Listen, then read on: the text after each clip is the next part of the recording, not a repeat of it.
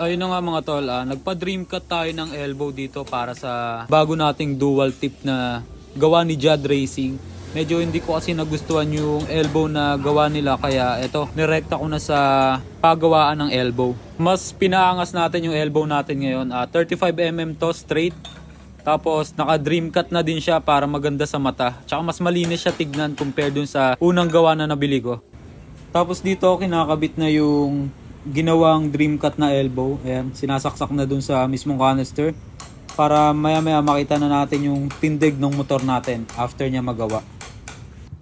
Ito na yung outcome nung pinagawa nating dream cut elbow. Mas maangas na siya tignan, mas bagay na siya dun sa canister ng Jad na dual tip.